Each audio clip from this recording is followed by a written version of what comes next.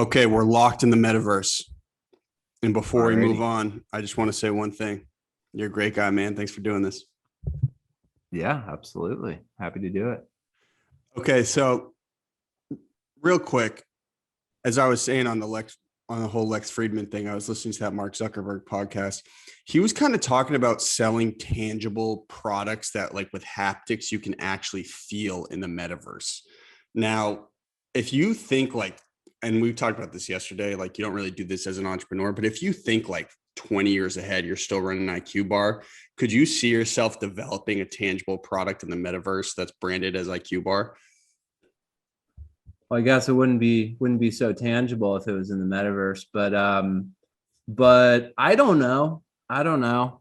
Maybe it's I've stopped trying to predict.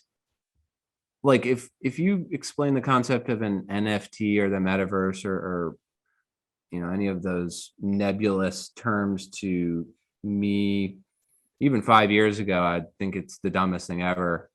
Um, and I still am not quite there, but it gets less dumb every day. And there's some credence to like that thing of, if enough smart people you respect say something's worth paying attention to, it's probably worth paying attention to. So will I ever do something in that world? Never say never, but not in the near future. Well, the lines of what's tangible and is not tangible will be blurred because we literally will have some sort of like Iron Man type hand that Right. gives you sensory feeling into your body. So you will be able to grab something and feel like you're grabbing something. Totally. I don't know if that ever translates to consuming things, but yeah, anything that you can touch and feel and um, it certainly can cross that bridge of tangibility. Um, I wonder what the like ceiling of that is. Maybe then you can keep going down the rabbit hole and get into like the whole Neuralink world of, like, I was listening to this interesting podcast on just hearing, right? Like hearing is kind of a weird thing. There's a sound, it makes a vibration in the air.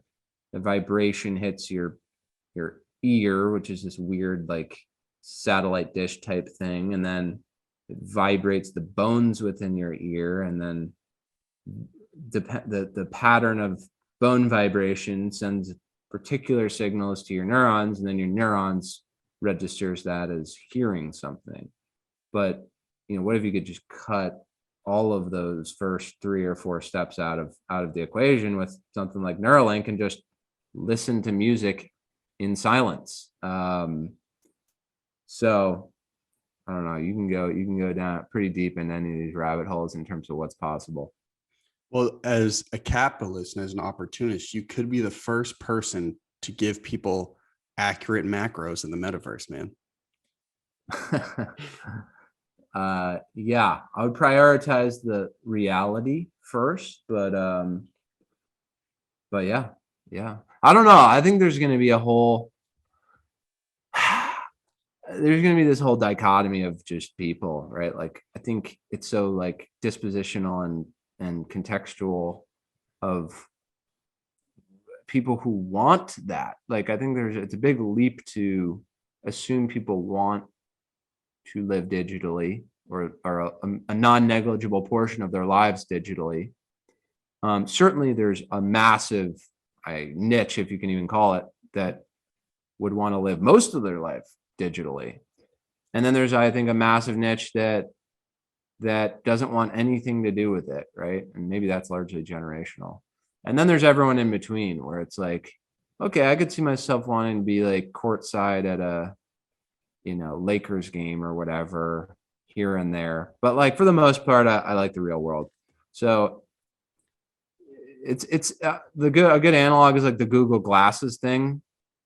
Like when they first came out with that, like the technology was so cool and revolutionary, and no one used it because it looked dumb, and no one wants to look dumb.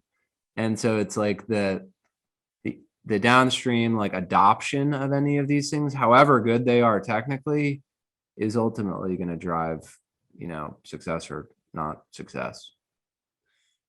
So you don't have any kids, right? No. Nor do I. Thank God, brother. But Yeah. I think, you and what are you, 30, 31? 31. Yeah. So, I mean, we grew up, and after our adolescence is when we really started using phones.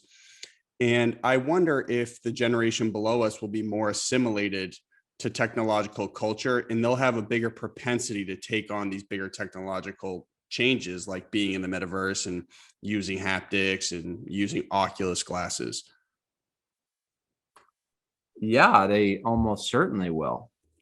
So much stuff is generational. Like uh, Gen Z is like it just is true that like every generation looks at the younger generation in disbelief. Like it's reliably true. Like millennials, we would scratch our head at baby boomer parents doing things, and now I scratch my head at Gen Z, and it's like so wild, the differences, a lot of which I think are accelerated by these also wild dynamics, like a once in 100-year pandemic, and massive civil rights movement, and the first major invasion in decades. All right. Like there are all these this just crazy confluence of things happening, combined with technology in parallel, that are, I think, that are actually widening the gaps between generations, to the point where I'm like, it's weird. I feel old and I'm not old. So I think some people can keep up with it and they can adapt, and some people don't even want to keep up with it. Well, as an entrepreneur, I'm sure you have your schedule tightly packed, and you know exactly what you're going to do on a day-to-day basis. Do you make time to like absorb current events and understand what's going on in the world, or are you the type that's completely obsessive into the business?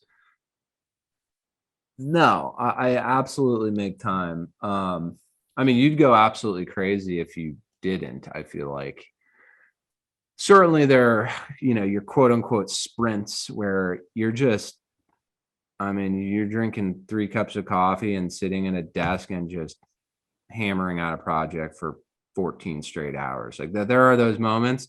They're not sustainable. And I actually like that sort of sprint framework for getting stuff done. But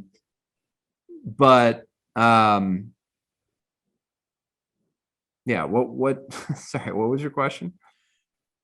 I asked if you give yourself or Oh, do it. dedicate Yeah. Do I time. stay current? Yeah. So I think I like the sort of framework of sprints, and then in between sprints, doing something different, but everything I do is tangentially related to other things I do. So, I'll follow people on Twitter and I'll consume tweets and things like that, but they're all like sort of related to what I'm doing tangentially. So they're related to startup, hacks or culture. And then there is some sliver of stuff I stay abreast of that is just not relevant, like NFTs and crypto and the metaverse. And just because, like, if you're building a knowledge debt or hole or gap that will just get bigger and bigger over time if you don't at least stay somewhat abreast of major cultural movements in whatever realm, finance,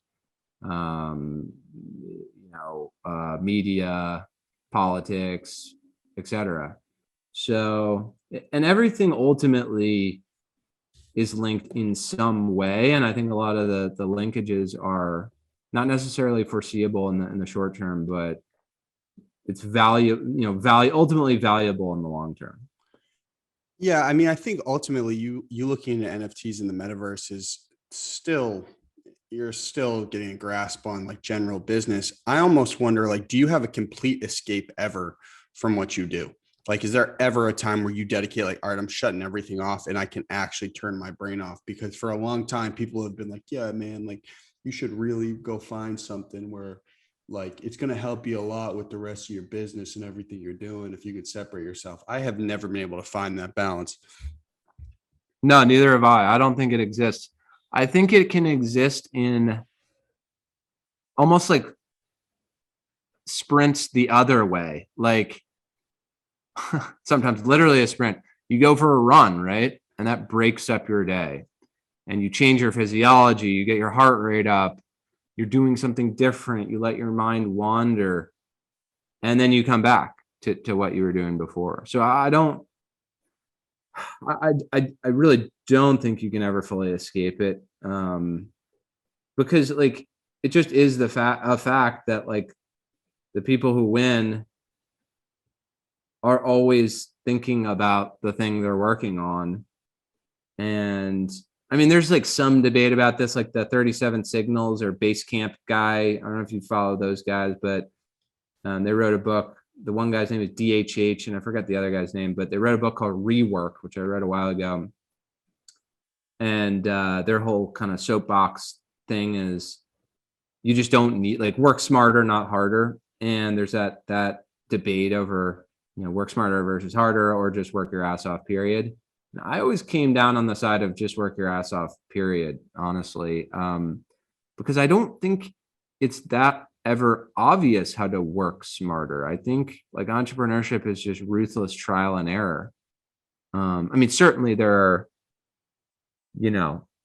obvious ways to work smarter. Don't do data entry when you could drag a cell, down 100 rows, and that's replacing that, data entry exercise, right? Like there's like the obvious stuff where there just is a right way to do it and a faster way to do it. The vast majority of stuff is super subjective. And so there just is no way to work smarter. You have to think about it all the time and do like constant tests and micro pivots all the time. So I think you can break it up. You can go on a trip, you can go on a weekend trip, you can go on a run. There's small and medium sized ways to break it up. Maybe you're a soccer coach on the weekend for your kid or whatever, but you're looking at 5-7% of your time that you can do that. And then you need to like be back at it. I mean, I also think like entrepreneurship, maybe people will disagree, but is just like a young man's game. Like it's so brutal and taxing that I just don't know how people do it when they have 2 kids and a mortgage and, all this other stuff on their back. Because you can't think about something incessantly at that stage. Yeah, and I agree. But I also think we might talk in 20 years and have an entirely different perspective on like, maybe we thought all we had to do is just chop the same fucking tree all the time to move things forward. But maybe we could have executed a little more calculated and given ourselves more time. Do you ever think like that? I agree with you. Like, I feel like anytime I've actually garnered momentum in my life, it's been like just dogged fucking savagery.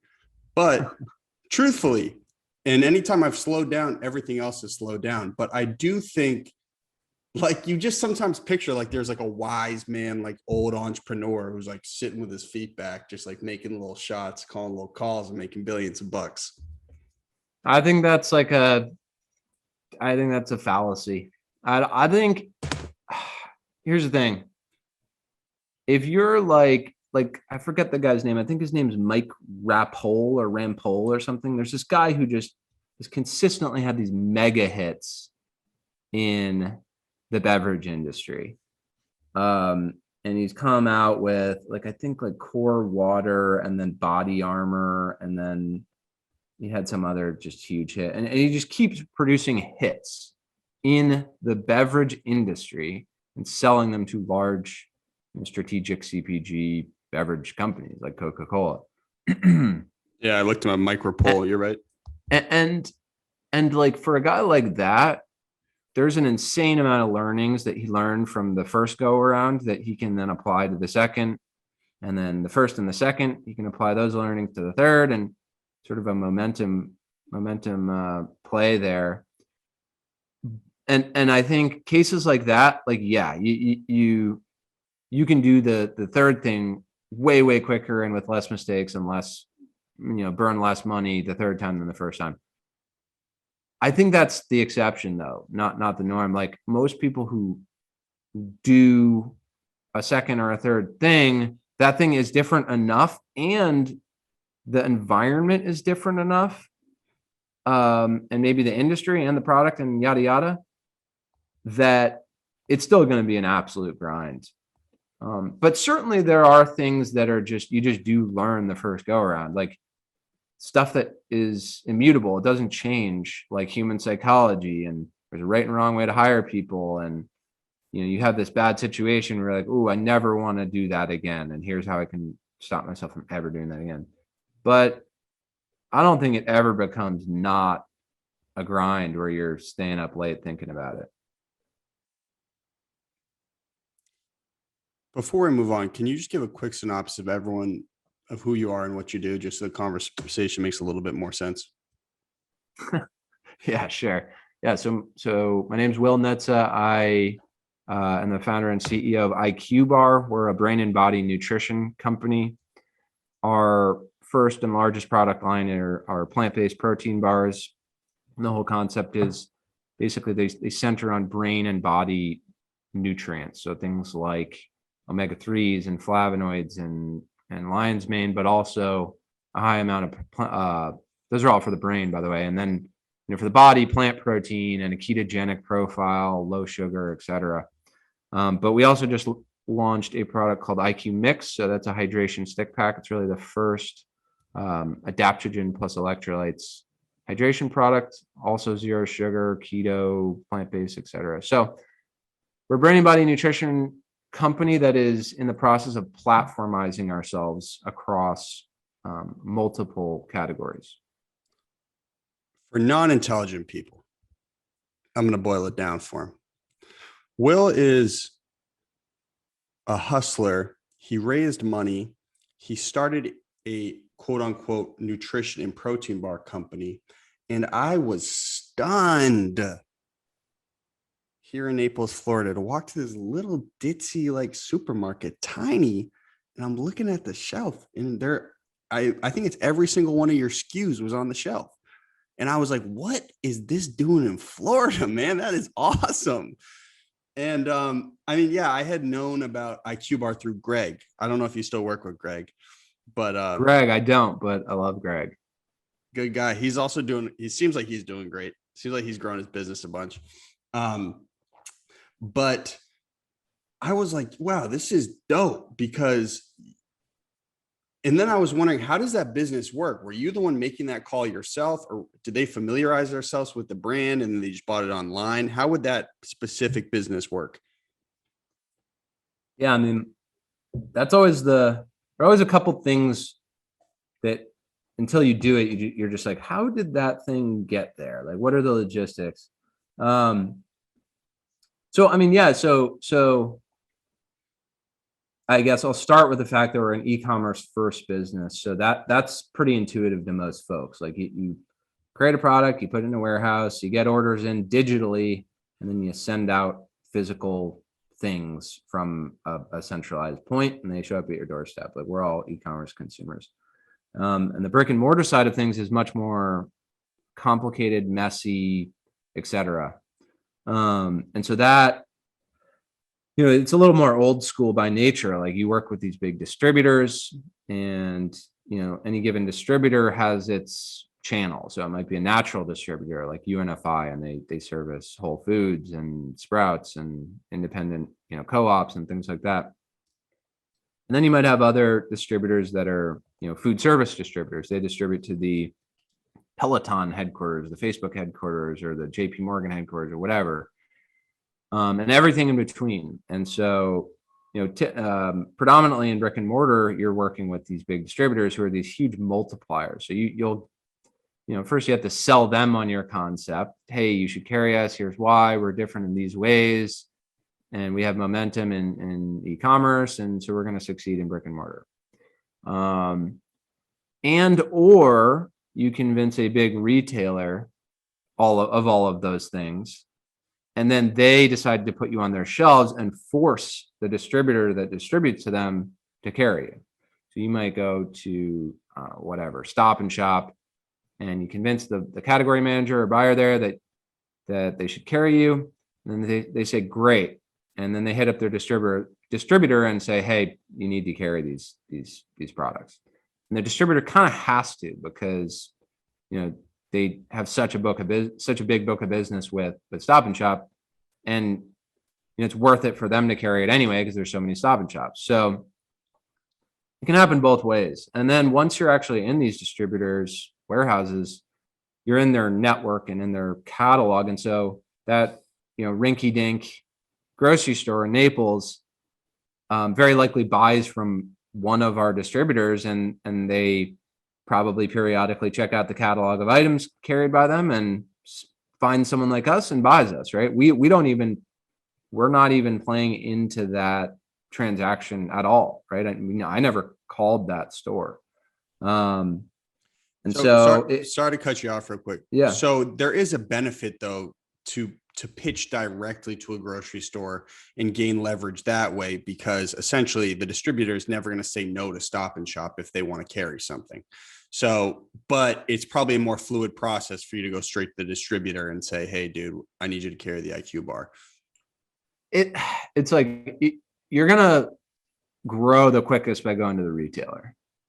You know, it really is more smaller mom and pop folks who are buying just off like the UNFI catalog or whatever. Like you really should first and foremost be going to the retailer, either yourself, or some people use brokers, and then brokers are just a middleman who pitches a bunch of retailers, and they might get you into the retailer. And in some cases, some retailers pretty much only work with brokers. So like you can't even really pitch them.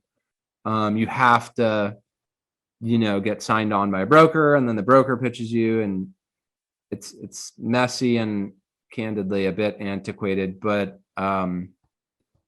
that's why it's just like there's so much more messiness than e-commerce, which is just such like you know, you're directly sending something to someone, whereas any given brick and mortar account you're in, you could have gotten there 5 different ways.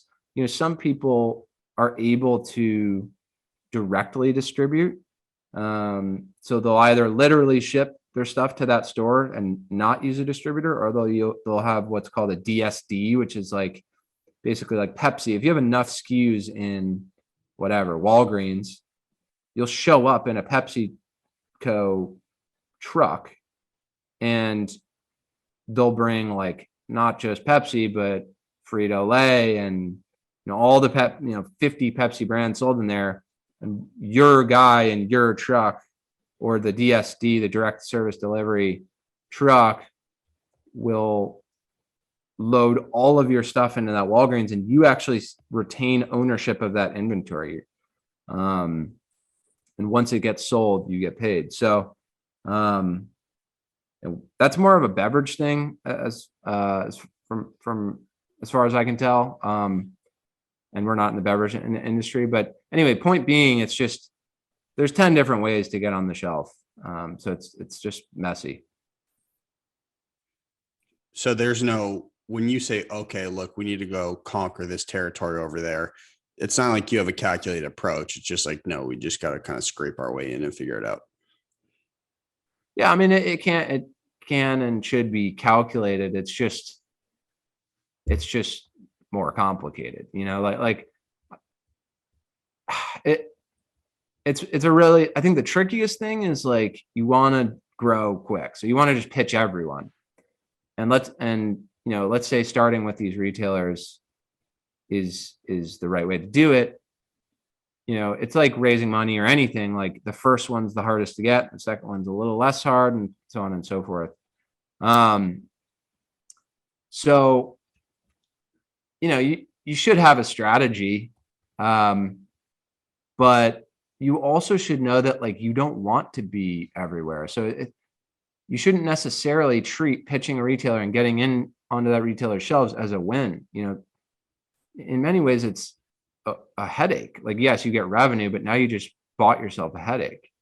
because once you're on that shelf, you have to sell on that shelf. And so the customers who walk in that door have to be the right customers, and you have to be, framing your product to them the right way.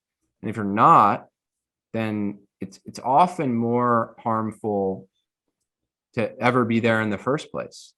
And you should have probably just focused more and spread less wide. But there could be a breakthrough with the grandpas and the grannies down here that you wouldn't even know about if you weren't down here. No, I'm bullish on Florida for sure. Florida is how would I describe it? Kind of like Jurassic Park. That's how I would describe it. In what way? Well, in Jurassic Park, there are about 80% of the scenes have an incredible amount of levity. And you feel good about the story. You feel good about the characters. You're like, wow, this is real heartfelt. And then the 20% of the time, it's just pure, just uncivilized savagery. So that's kind of how I would. Well, there's like the Florida man meme, right? There's definitely some weird shit that happens in Florida. It's just like it's the weird shit is just so consistent, like crazy weird. I've gotten 6 Amber Alerts on my phone here in 3 days. That's not normal. I'm saying, dude. Yeah, that is not normal nor good. Yeah. Yeah, it's a weird place relative to the rest of the country. And it's changing so much. Like, I mean, the influx of people has just been insane. Like, if you lived in Miami, you just, from like January of 2020 to now, you saw your city like completely changed. Or Bozeman, Montana, or Boise, Idaho, or any of these places, but Miami in particular, and I'm sure many other places in Florida. Yeah, I have a bunch of friends who are moving to Miami just because they can work remote, and they're like, why would we not live in Miami? Real quick question for you. Now, there's a large allure to being quote unquote entrepreneur. And I try to be as honest as possible about kind of what it's like, just getting punched in the dick nonstop. Now, is this how you pictured it when you started? Or are you like, wow, this is just a sick, unforgiving game? I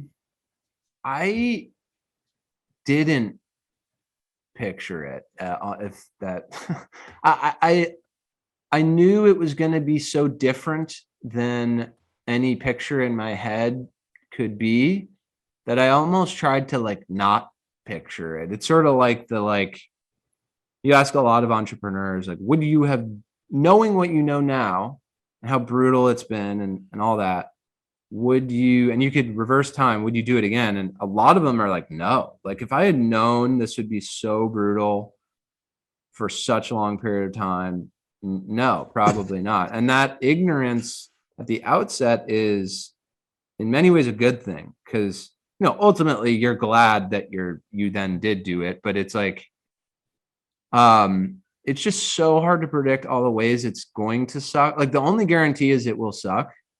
It's very hard to predict how and how often and all the ways in which it will suck. But and by the way, it like changes every year. Like, each new year brings new insane challenges that didn't exist before. It's like one of my favorite quotes, this quote by a famous cyclist, Greg LeMond. And he says, it never gets easier, you just go faster. So like the constant is difficulty. And as you get better, that doesn't change. It's still just as difficult. You're just moving faster. You're just like growing faster, hiring more people, doing more things. It never gets not difficult. Have you ever read Ray Dalio's Principles? You're a big book guy, I know. Yeah, I have. I think I listened to it on audiobook, actually. A great book. And I had never thought of the perspective as entrepreneurship just being very pivotal to the growth of the human race. But essentially what entrepreneurs do is they just like put up with an incredible amount of suffering to hopefully change things, to make things better for people. And so it's that perspective has been incredibly helpful to me. Have you ever looked at it from an existential point of view? Sometimes it's like I listened to this podcast with this guy who's like an astrophysicist. I think it was maybe a Joe Rogan podcast episode. And he was talking about his whole world of like, he thinks such big thoughts about the universe. And then his wife is like, hey, what do you want for dinner? And then it brings him back to earth and the sort of prosaic aspects of life. So I kind of think of it that way. Like sometimes I think of like, what is my role in America? What's my role in entrepreneurship? What's my, like, keep whittling down. What's my role in CPG? What's my role in the protein bar industry? What's my role in the Boston based protein bar? Right. Like you can keep getting to more granular derivatives. And then you're like, oh shit, I got 10 emails. I have to answer them. And then you stop thinking about that. Right. So it's like, it's like the equivalent of bringing you back to earth. And then you're like, oh wait, I got to just put one foot in front of the other. So yeah, occasionally I'll think about that and it kind of feels good. Like it feels good to be doing something new, creating something out of thin air, creating something from scratch. Feels good. And like you're benefiting society more so than you would be at a cubicle or whatever. But that lasts about 10 minutes and then you're like, oh shit, I got to respond to this message. Now, I had listened to a podcast with you on it. I forget whose it was. But you had said you heard some advice, like before you start a business, you should call 5 people who own businesses or 5 people who are like relevant in your industry and like beg to take a call. It was something along those lines. Is this ringing a bell? Yeah. So who did you call before you started? Well, so I had no background. I had no like mentor, quote unquote, or at the outset, or background in food and bev or CPG in general. My dad's an engineer. My mom has done a bunch of different things, worked in nonprofits, and now they actually work together in real estate, interestingly enough. So, at the outset, I had no frame of reference, which I actually think is helpful. So I needed to acquire all this specific knowledge though, like how do you manufacture something? How do you create a supply chain? What things should you be thinking about with your supply chain? What should things cost? How do you get a website up? Like some stuff agnostic to like the specific products I was making. Like, how do you incorporate? Should you be an LLC or a C Corp? Like, there's a list that's 10 pages long of things I didn't know, but had to figure out at the outset. I was going to say, that's a Greg O'Brien question right there. Yeah. Yeah. I found Greg O'Brien early on. So he was like one of the people who could answer some of those questions for me. But yeah, it's like, there are people who can just tell you the answers to those things, right? And odds are you don't know them, but it's not that hard to get to know them, or at least get to know someone else like them, right? And odds are, within a 20-mile radius around you, there's someone who can answer every one of those questions. And with the beauty of the internet and networks like LinkedIn and all that is you can triangulate who those people are and you can just hit them up. And people I've found love to get hit up and asked for advice or questions or whatever. Like people feel good about that. They're like, oh, by default, that kind of makes me an expert. And it feels good to be an expert and sort of pass along knowledge. And people will just say yes. Like it's kind of wild. Makes you sanguine about human nature and the future and all that. When you go through a process like that, you hit up 20 people and 17 of them say, yeah, I'll go for a coffee and give you some advice.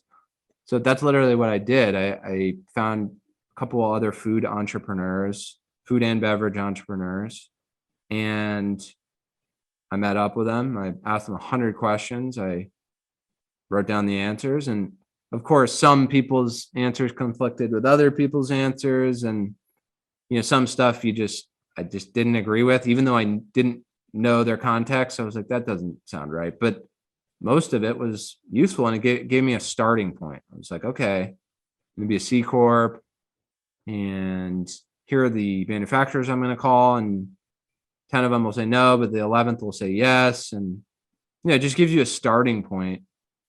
And then there's some tipping point where like you develop enough knowledge where you become sort of the expert, and you're like, oh, wait, I'm just as much as an expert as that person is. And you can start self learning. Like you have enough of a base where you can start teaching yourself things based on that base. But that takes at least a year to get there in my experience. Yeah, for me, I'm still not there yet, man. So, and I'm been doing this a long time. So I hope I get there. Maybe this isn't the right path for me, man. This is an epiphany. So real quick, dude, a little bit on the nutrition of the bar. Now, can you explain what a nootropic is? And can you explain why someone would care about eating one?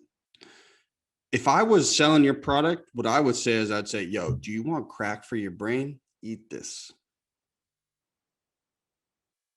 Yeah, it's hard to compete with crack, to be honest. But and so to your first question, what's a nootropic? A nootropic is just anything that helps your brain function better.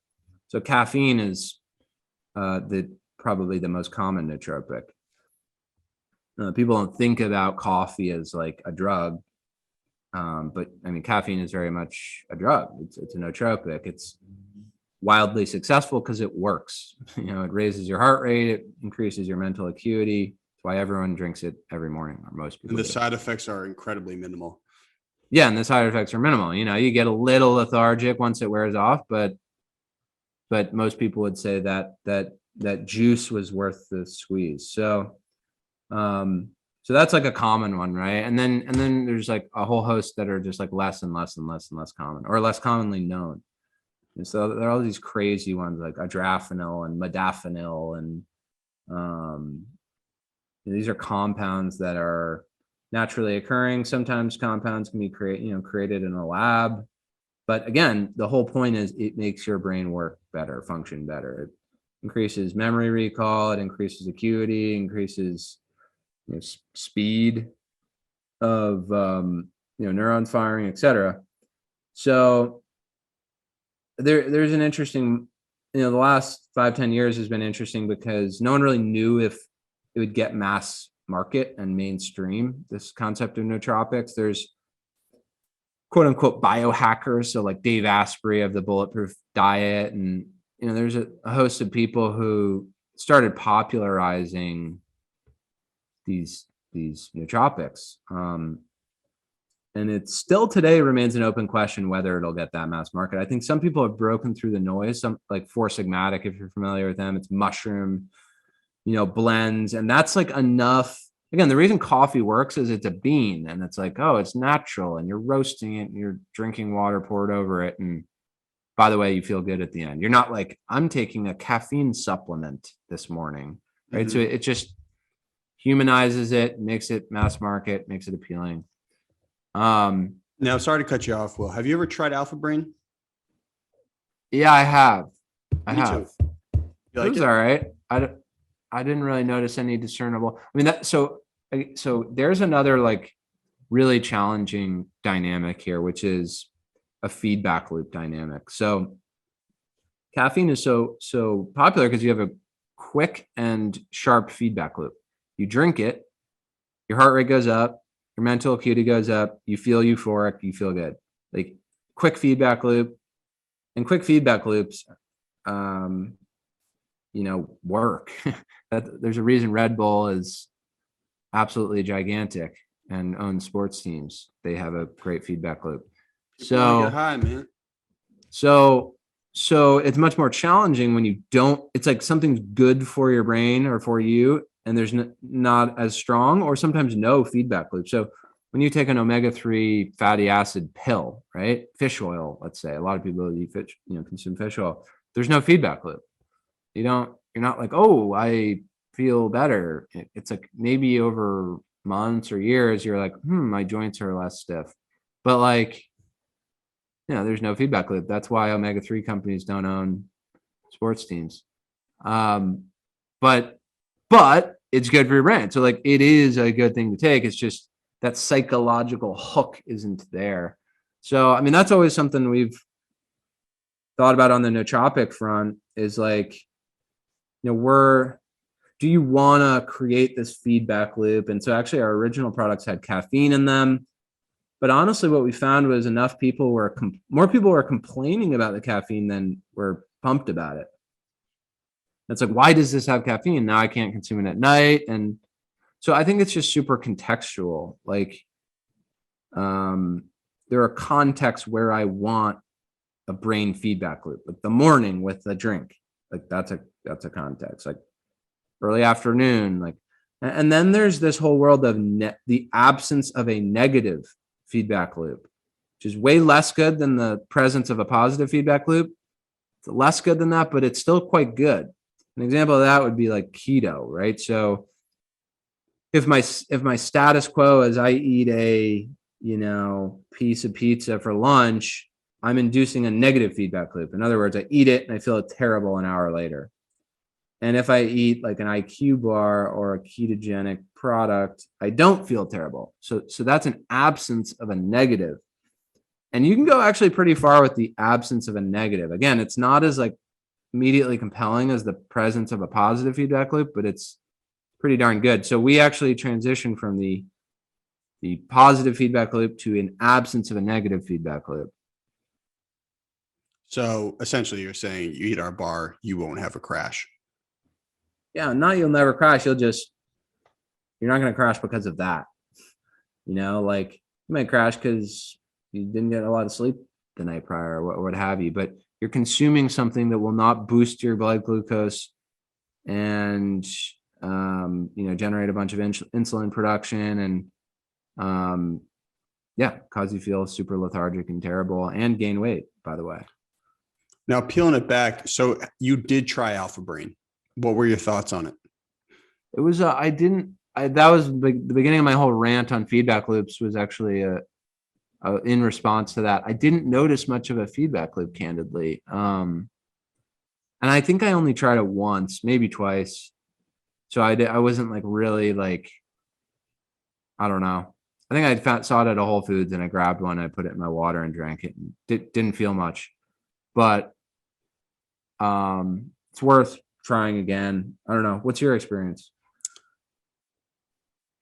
I've noticed an enhanced focus during times of the day when I wouldn't normally have it, but it's not incredibly present. I've also noticed it can cause incredible nausea if you do not consume it with food. If you have it on an empty stomach, it's like kind of brutal. Yeah, I mean that's another thing, right? Like there's just so many challenges you deal with it. It's like certain things are great. Like they're great nootropic and they taste horrible, or they make you nauseous, or they're insanely expensive and no one's going to pay $10 for that thing. Like whether it works, oddly enough, is like only 1/10 of the puzzle. Like so many of these nootropics are super bitter. Like caffeine on its own is really bitter, right? That's largely what makes coffee bitter. Then all these other compounds, like most of them taste horrible. That's why a lot of people put them in pills, because you don't taste the inside of a pill. And so if you're actually trying to create drinks and food and things that you chew and consume and touch your taste buds, it just makes the challenge way, way, way more difficult. Now, with your mix, because you were talking about the Alpha Brain mix specifically, I take the capsule. What is the benefit to having a nootropic as an endurance athlete in your mix, as opposed to the carb powder I would take during my most recent ultra marathon? You did an ultra marathon. I did. I completed a 100-mile ultra marathon. That's epic, man. I've always wondered who the hell does those things. Like, how do you have the balls to do that? I'll tell you, real emotional baggage, girl Yeah, yeah, problems, and genetic demons. yeah. And you're just staring at your demon 10 yards ahead of you the whole way.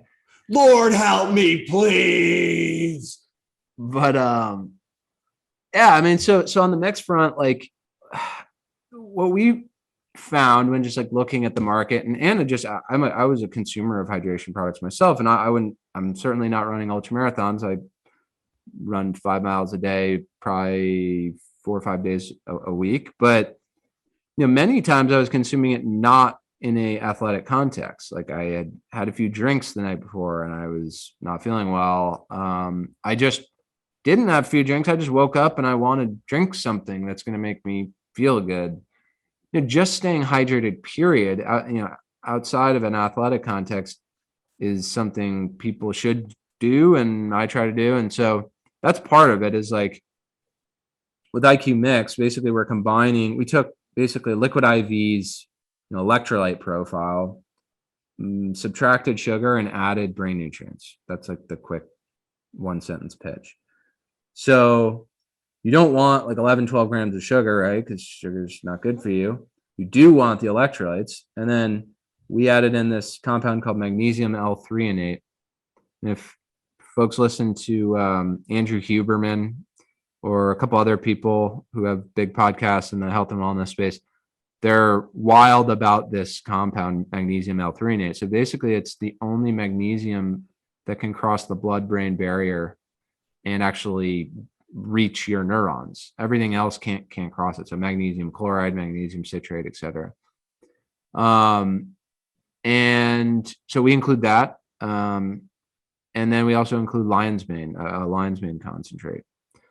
So you might say like, well, if I'm an athlete, like, do I really need the magnesium L-threonate? No, do I need, lion's mane? Maybe not. I think that it still benefits you. Obviously, the sodium and potassium electrolytes benefit you athletically, but actually magnesium is also an electrolyte. And, this particular compound of magnesium helps improve mood and a number of other, mental acuity and a few other things. So I think they're beneficial no matter what, almost. It's like, it's certainly not going to hurt you. And we have yet to do like double blind placebo controlled studies of athletes using it, right? We're not going to spend $2 million to do that, but certainly not going to hurt.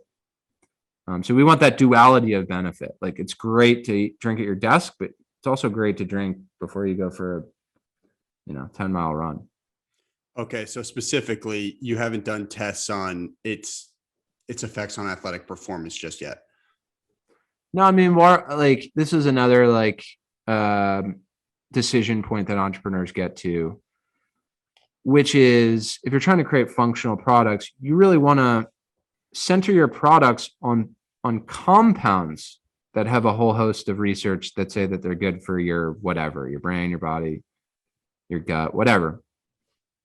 And include those, you center your products on those compounds versus centering everything on your product, right? In which case you have to run your own multi-million-dollar studies and yada, yada. Like no one has the money to do that. I mean, Joe Rogan and the On It guys, and they have the money to do that. And so they'll do that. They'll literally run studies with Alpha Brain, the product, right? We focus more on like, what are the compounds that matter? So like sodium really matters.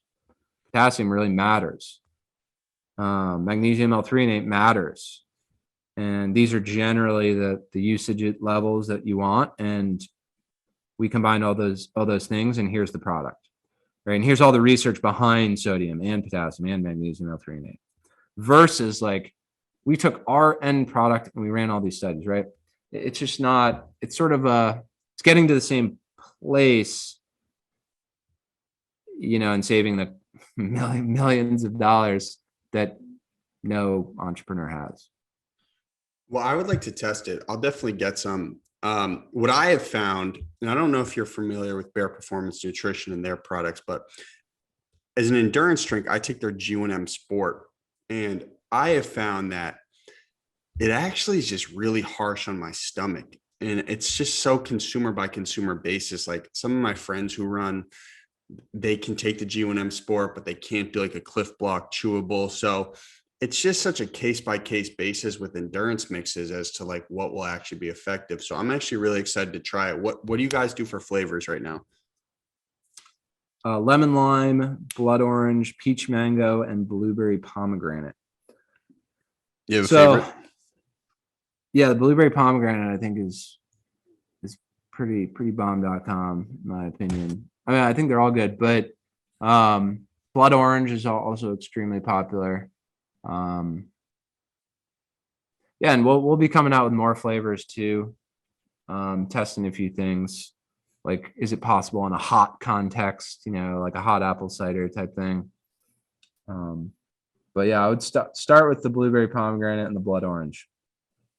And calorically, what is like one mix, one packet? 10 calories. Oh, dude, that's a lot of calories. Yeah, it was, couldn't swing 0, but 10's your next leg up. Now, but yeah, I think sorry to cut you off. Well, let me ask you a question. Are you familiar with Walden Farms and their products? Walden Farms, no. They make a like bunch of salad dressings, mixes, all this shit. And they're all 0 calorie. And I'm like eating these and I'm like, yo, these are amazing. But what 0 gram net carbs, 0 calories. Dude, I'm like, what type of chemicals are in this thing to make this happen? Because it tastes like free. Bro, it's insane. It's like you're literally eating Teletubbies food. Yeah, I don't think I would ever trust something that is literally 0 calorie. Dude, it's awesome though. Like what? I'm looking at their nutrition label now. Okay, it's basically vinegar and salt. That's it. And flavoring. Basically a couple acids here and there, but yeah, it's like salt and vinegar and like a half, some sprinkled pepper in there. Interesting. They have a 0 calorie ketchup, which is a great replacement taste wise. They have a pancake syrup. And dude, these products are being sold right next to your IQ bar at that market up the street. Very interesting. Now, they have like a keto set or something like that? They do. They sell. I don't even know where they're based out of. It might be New Jersey, but in the bodybuilding world, they're pretty popular for people that are doing cuts because you get 0 calorie condiments that don't add to your caloric budget. Huh. Cool. But I mean, I look at the label and I'm like, dude, this is like, I'm reading hieroglyphics off a cave wall here. What is this stuff? Yeah, at some level, you were meant to consume calories. Now, what is resveratrol or Reveratrol? Am I saying that right? Where are you reading that?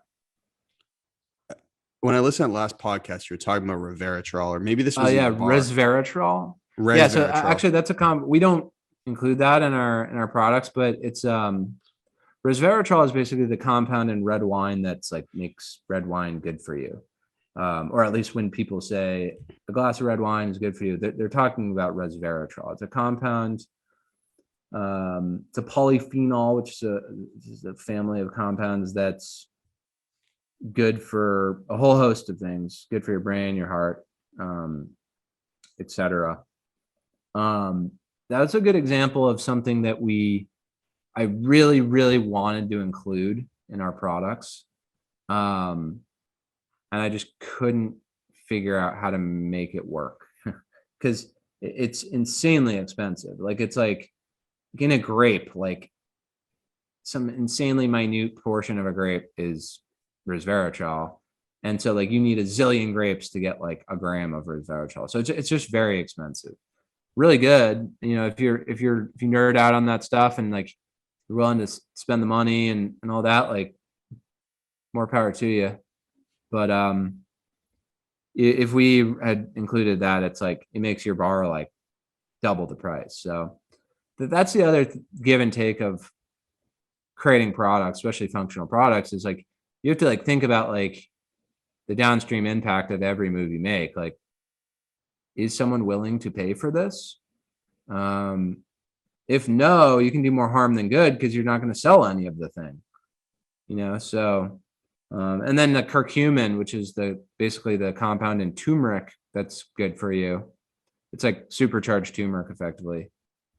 Same deal. Like, this is awesome. Everyone unequivocally says it's good, but it's bright orange and your bar is going to taste terrible and it's going to make your bar orange and it stains your fingers when you touch it and yada, yada.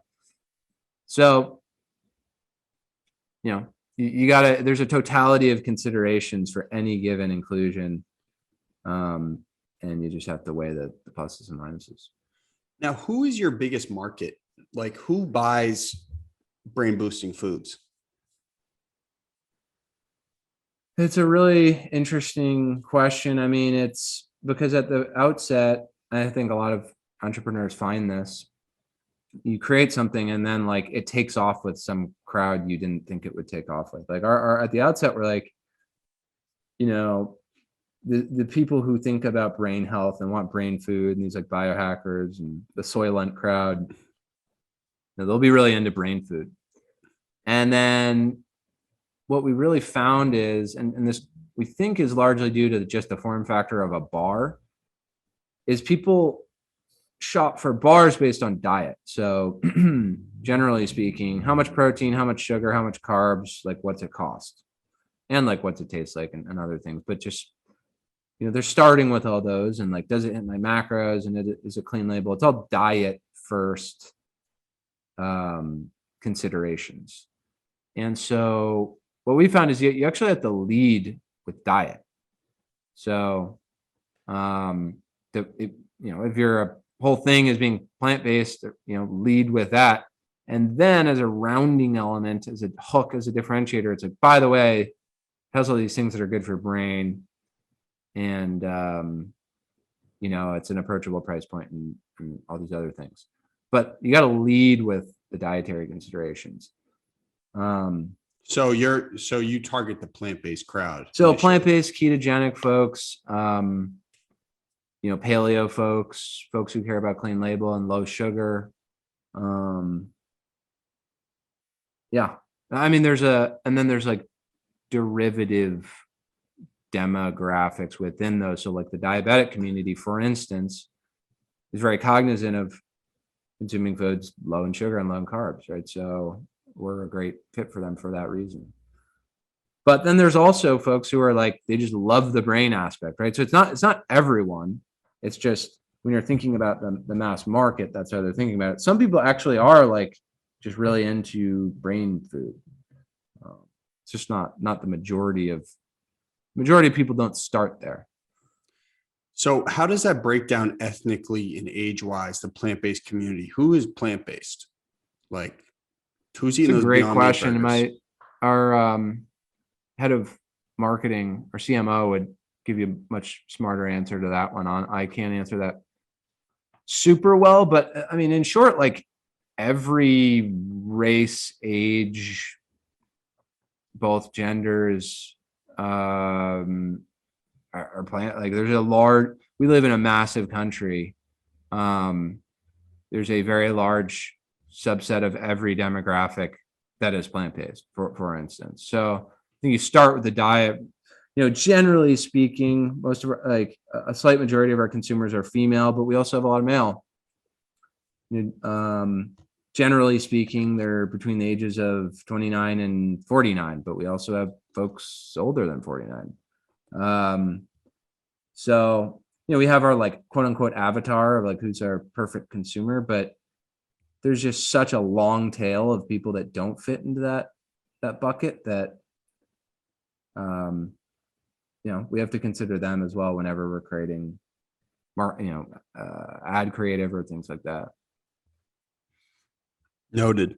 All right, I got two more questions for you. And I hope you enjoyed both the questions because I did some research, man. I was prepared. All right. Now, so I specifically am really into nutrition and diet, just as a matter of habit for the last 5, 6 years, just caring a lot about athletics and physique. So I have never found a concrete reason why an excess amount of vitamin E is beneficial in our diet. So, and that's like one of your marketing points. Why is that good for me? Like I go house 2 IQ bars and I get a bunch of vitamin E. Yeah, vitamin E is an interesting one, and one that, yeah, it's not like plastered on a ton of foods and supplements and drinks and that kind of thing. And it's I believe an overlooked nutrient, but basically vitamin E it's an antioxidant for one, so it helps eliminate free radicals in the body and the brain. We actually have a good write up on all of our nutrients on our site, eatiqbar.com/y IQbar, or just go to our site and click the what's inside section. But I did a whole write up on all of the nutrients in depth. But anyway, so for vitamin E, it's an antioxidant. It's shown across a few studies to slow the cognitive aging process. This is typically most relevant for folks who are older. And so it staves off cognitive decline. I mean, you're not going to take a bunch of vitamin E and then feel like you just took Adderall or something like that. Like it's tantamount to my earlier omega-3 example. But yeah, we list in that write up like a series of studies that show, for instance, one study, elderly subjects with high vitamin E intake performed significantly better than those on mental function questionnaires and memory tests. So there are these cognitive benefits, again, typically seen with older folks, but structurally, it also helps to shore up your neuron cell membrane, so it maintains the integrity of your neuron cells. But again, it's sort of an overlooked. You don't see it a lot. You can get it from almonds are really high in it, and a few other things too. Okay, word noted. Now, last question. So, what is your like overarching goal that, like, we had talked about this yesterday, but like vision for the brand? Like I have these friends who run a hemp company and they're killing it. They're doing awesome. And their goal is like, all right, dude, we want to be in every store in America. Do you have like a North Star like that for the brand, or are you more on like a month-to-month basis? Similar to the earlier question of like just thinking like existentially, thinking big thoughts. This is another big thought, right? Where do I want to be in 5 years? Like, what's the brand going to be? I think that can be helpful, but it's not that helpful. Like, if I were to give you like the goal, it's become the leading brain and body nutrition company in America. That's creating, that's outside of the pill space, for instance. So everything we make is like a gummy or a powder or a bar, or the things that you chew or drink. That's the goal. But it's not that helpful to say that. Like, I think it's helpful maybe like morale wise and inspiration wise, and it's like a cool, fun goal. But then you get back at it and you're like, what do I actually want to do in the next 6 months? Well, I want to grow Amazon sales from this to that. And I want to grow our website sales from this to that. And I want to get into this many more doors in brick and mortar. And I think most of my reflections come after stuff has happened, not in anticipation of stuff that's happened. So then at the end of the year, you look back and you're like, oh, we grew a lot, like we're in all these places and we sold more product online, and damn, that's pretty cool. And then you set your next goal, and then you move on and you get on to operating and executing. But in short, we want to become big. Ultimately, candidly, probably an exit of the business at some point is the goal. I don't think it'll be my life's work, but who knows, man? Like my perspective on this kind of stuff changes every 12 months. What would you start up next if you sold today? Like what are you really curious about? What would I start up next? Yeah, if you're starting another business right now. I'm not like a Mike Rampole or whatever his name is. I'm not like gonna like do another bar or like do another, maybe even another food. Like I think I'm really interested in alcohol alternatives, and I don't even mean zero ABV beer or spirits. I mean like recreating alcohol, like or the positive effects of alcohol while drastically mitigating or eliminating the negative ramifications of consuming alcohol. Like for instance, that's a random idea I'm just super fascinated in. And there's these startups that are like CANN that are doing it like with THC, right? But it's not a perfect analog to alcohol, right? And so that's just an interesting thing I've thought a lot about. How do you replace alcohol, right? Many of us consume alcohol, but we accept the downsides, but what if we didn't have to? Yeah. How do you get banged up without like it taking a long-term toll on your health and being hungover? Exactly. If you solve that problem, you're going to win the Nobel Peace Prize. It's like, what an epic problem to try and solve. So I think any next thing I do, like it will be super big, in its purview. I don't know if you are familiar with this company, but I know a woman who actually started a vodka company in Southie called Velo Vodka. Have you heard of it? Sounds familiar. VELO. Yeah, she's been on the show. Her name is Colleen. And you would know more about the chemicals and the compounds than I would, but essentially drinking it does mitigate some of the effects of a hangover because it's like hydro infused or something. Oh, that's hilarious. Created in South Boston. Wow, that's funny. I should connect with her. She's a beast. Yeah, no, I'll put you in a group text with her. I love her. She's awesome. And she's in a ton of spots in Mass. Yeah, that's why I kind of understood your distribution model, because for her, it was like, I got to get that Martinetti distribution deal. It's going to get me in 1 million stores. Yep. Very cool. Yeah, I mean, it's like, what if you combine like electrolytes with alcohol? But I'm actually interested in, what if you just replace alcohol, like straight up, right? Like people are trying to, there's other stimulants other than caffeine, right? We can try to replace caffeine versus like, oh, I'll just make a better coffee. It's like, I'm interested in like, what's the alternative to coffee? Yeah, you need to get like dropped in the jungle and start like scraping up like tree bark and stuff and testing out chemicals and stuff like that. Yeah, I find that fun. Like, I think a lot of people don't, but I find tinkering really fun. Before we send off here, let me pitch you a huge entrepreneurial idea I have. That if I was in the products-based business and I was like, all right, I want to build a product in my life, this is what I would do. Now, do you consume coffee? Dude, maybe I shouldn't admit this, but I just will. I consume like 4 cups of coffee a day. My brother, as do I. Now, is it hot or cold, the coffee you consume? Hot.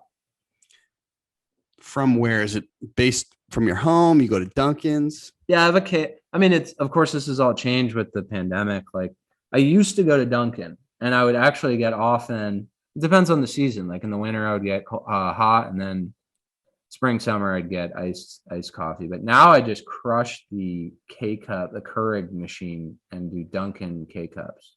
Okay, well, dude, so you're not drinking 4 cups of coffee a day. You're drinking 4 cups of water a day. All right, Carrie. There's like a setting where it's like extra strong, but yeah, I don't think that does much. Okay. Let me break out of my sales pitch for 1 sec here. Dude, go to Starbucks and say, hey, dude, I want the space juice. All right. You get black coffee, 2 shots of espresso, no room. Just say, I want the space juice. Fuck me up. That's going to change your entrepreneurship game for life. It's called space juice. That's an order. in Boston, if you go to some of these Starbucks and say, I want the space juice, they'll be like, how do you know the space juice, kid? They'll say that. They'll be like, do you know Conor? I don't know where you live exactly, but they're gonna be like, dude, what I the live in hell? Southie. I live right by Capo, if you're familiar with that. Oh my God, not the famous Capo. Capo White chicks basement. love Capo, man. But let me go back to my sales pitch real quick because I've just been preparing it and I've just wanted to perform it for a while here. So you go to Dunkin's, your coffee is piping hot. And like when you go get coffee, you're trying to get cracked out instantly. You're trying Are to you? Are you trying to get cracked? Like I like getting cracked out on coffee, but like at some point you're getting jittery and like you can't even like think straight. Dude, if you're anything like me, you're trying to get fucked up, man. So Okay. anyway, Okay. you need to make 15 sales pitches today. You got to get the IQ bar into the Whole Foods there at the Ink block. You got to go tell the dudes at American Provisions to sell you said IQ bar. And so you need that effect instantaneously. But how come you get that Dunkin's coffee and you got to wait 30 whole minutes to cool that thing down so it's the perfect temperature? Now, I understand you have to heat up the coffee so it brews correctly. But what if there's a system that cools the coffee after it brews it to the perfect consumable temperature so you can drink it right away? Yeah. Yeah, it's compelling, man. I think there's like a cup that does that though, isn't there? I have yet to find something like that.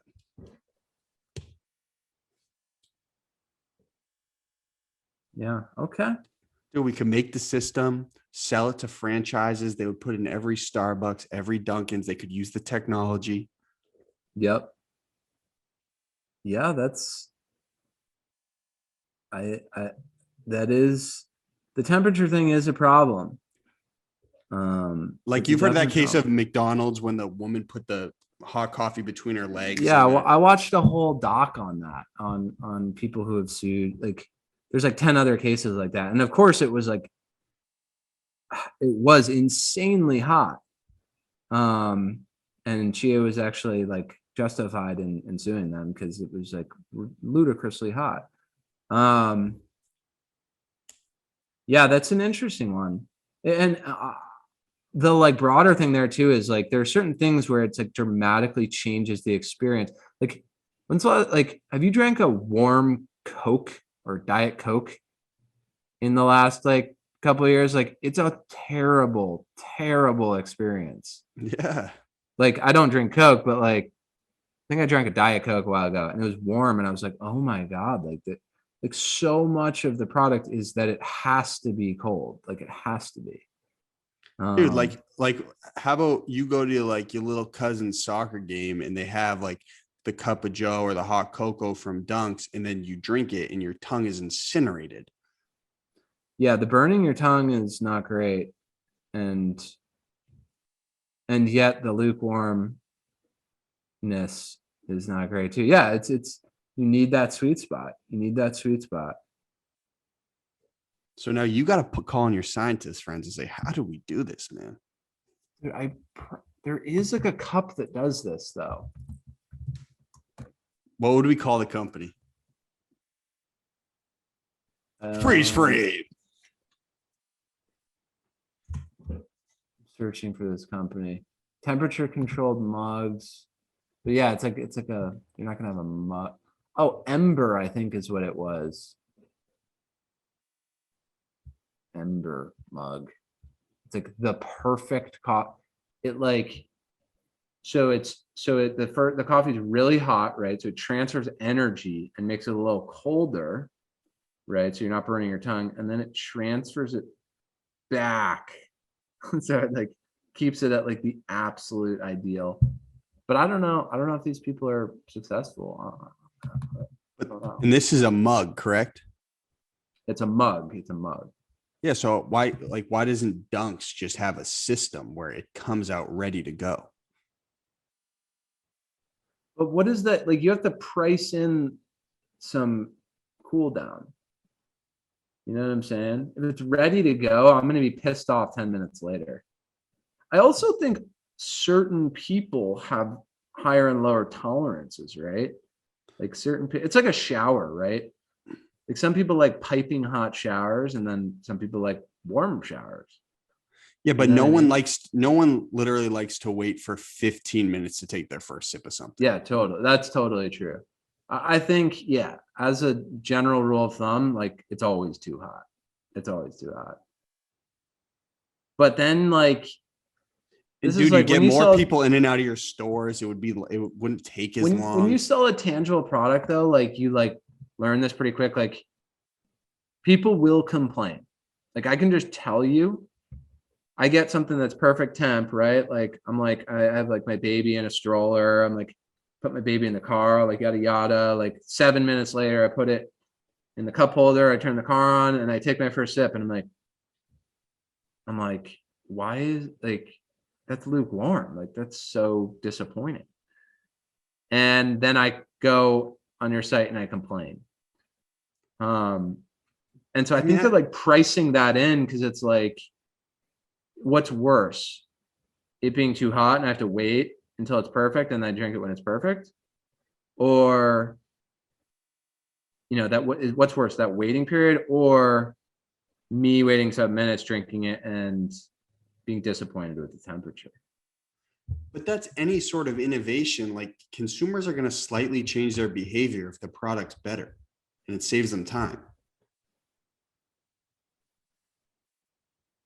Yeah, I'm sure this is something they've thought through. It's like I remember there's a Shark Tank pitch where like it was like actually the pitch wasn't relevant to the comment, but it was some pitch, and then a comment Mr. Wonderful made was he's like, I talked to this pizza guy, like this guy who runs this chain of pizza shops or whatever, pizzerias. And I remember I knew a guy who pitched that guy like a better, you know, the little table in the middle of a pizza box that keeps it from not collapsing on itself.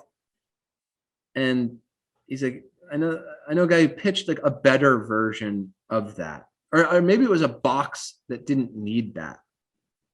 And so the box, that better box was like 20%, like 15% more expensive than the sum of the old box plus the little table thing in the middle, right? So it's a little more expensive, but it's just like a better product. Like you don't need that thing in the middle. And he was like, and it failed miserably because like the question you have to answer is that going to actually stop someone from buying a pizza?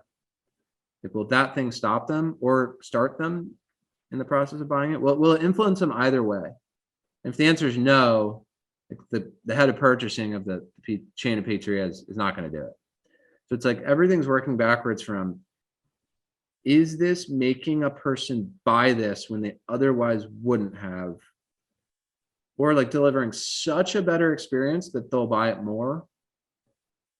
And then there's that cost benefit analysis. Like you incurred a little bit of cost, right? But it was worth it, or it wasn't worth it. If it ultimately you crunch the numbers, and it doesn't change purchasing decisions, it's not going to happen. So I don't know. That would be like the question you have to think about is like, am I now going and buying that coffee and when I otherwise wouldn't have? Maybe not. If you have Dunkin's and Starbucks right next to each other, they sell the same exact coffee, but you can get one of them faster than the other and you can consume one of them faster, you're going to go to the one that's faster. It's just, you're going to err on the side of convenience no matter what. Totally. My question is like, they've clearly thought this through. Why is it so damn hot? And I'm sure there's like some like lengthy explanation. It's like, well, we want it to be hot. So I mean, maybe it is like so that everyone can get it at the best heat. And some people wait for it and some don't. But I don't know. Well, anyway, with that will be the segue. And you get someone from Dunkin' on your podcast. I've had her. There's a woman that owns pretty much every single, she doesn't own, she franchised pretty much every single Dunkin' Donuts in Boston. It's one of my favorite podcasts ever, named Sharon Smith. And she baked donuts for 15 years overnight shift built up enough money to start her own dunks, and now she owns all of them in the city. She's the man. So she's probably absolutely crushing it. She's a beast. Yeah, I'll send you that episode too. It's one of my favorite episodes ever. She's just this kingpin. All right, man. Well, hey, thank you very much for doing this, man. I had a blast. I learned a lot. I'm definitely going to purchase some of that mix. And what I'll also do after this call is I'll get a good address to ship you a new shirt, and I'll put you in a text with Colleen if you'd like. And we're on air now, so you can't really turn it down. I guess you kind of got to take it. Colleen is the Duncan, the Duncan Empress. That's Sharon. Oh, that's Sharon. Colleen's the Velo vodka boss. Oh, right. Cool. Yeah, I'd love to connect with her. I could probably throw a rock at her apartment from where I am. Yeah, and she's like really into like restaurants and stuff there. She's a good networker for sure. Hey, this is how we start and end the episode. I'm going to tell you once. You have to execute on it flawlessly, because I will not tell you again. You got one chance. And seeing as you're the IQ bar, brain blast, Jimmy Neutron guy, you got to get this right. So it's, hi, my name is blank, your name, and this is my golden hour. Directly after, no break in between the sentences. Hi, my name is your name, and that was my golden hour. Hi, my name's Will Nitze, and this is my golden hour. Hi, my name's Will Nitze, and that was my golden hour. Wow, that was well executed, man. Good work. Was I regurgitating it properly? It was perfectly executed. I got nervous there. Like the one take thing, raised my heart rate a bit. I mean, pressure either bursts pipes or makes diamonds, right, man?